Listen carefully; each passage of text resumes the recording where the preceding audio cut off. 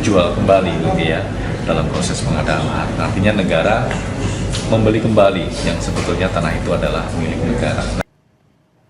Juru bicara KPK Budi Prasetyo menyampaikan bahwa dugaan tanah punya negara dibeli lagi oleh negara untuk proyek kereta cepat masih dalam penyelidikan. Penyidik masih mengusut adanya tanah atau lahan yang diduga punya negara, kemudian dikondisikan untuk dibeli kembali dalam proses pengadaan lahan. Dalam pengondisian seperti itu, Komisi Pemberantasan Korupsi juga terus menelusuri apakah memang ada markup dana atau tidak.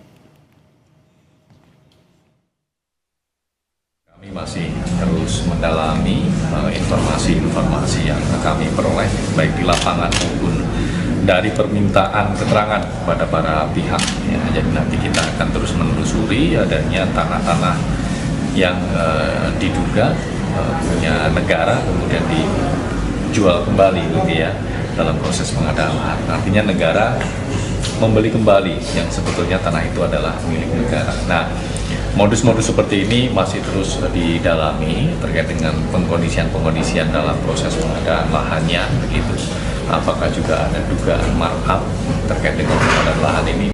Kami kan tidak sedetil sampai kepada hal-hal yang mikro ya. Oke. Dan pembahasan dengan kereta cepat Jakarta-Bandung atau KCIC tentu membahas terkait dengan kesiapan pelaksanaan dan bagaimana ketersediaan penganggaran, kemudian kesesuaian dengan target dan tujuan awal, termasuk bagaimana pola B2B dan apa yang menjadi kendala persoalan pada waktu itu.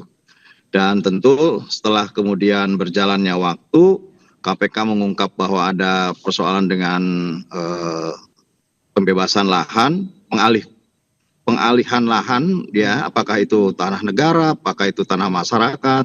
Tentu kalau ada hal-hal yang menyebabkan itu melanggar aturan tata peraturan good governance atau good corporate governance, karena ini adalah B2B, kami persilahkan untuk bisa mengungkap. Justru kalau bertanya kepada saya, ya tidak tahu, karena prosesnya kami tidak sedetil itu sampai pembahasan terhadap pelaksanaan kegiatan proyek KCIC ini. Tapi mengingat DPR juga adalah lembaga pengawas eksekutif begitu ya, kinerja-kinerja eksekutif, perlukah nanti ke depannya misalnya paralel dengan proses penyelidikan dan penyidikan mungkin nanti ke depannya oleh KPK, perlukah juga ada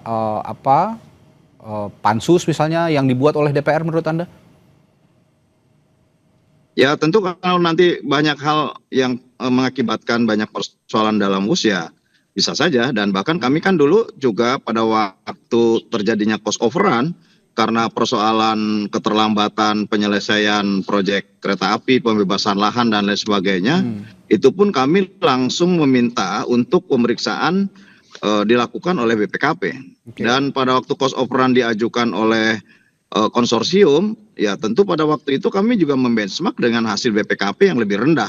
Nah, kalaupun ada persoalan lain, ya kami persilakan untuk siapapun aparat penegak hukum untuk memproses persoalan ini. Baik.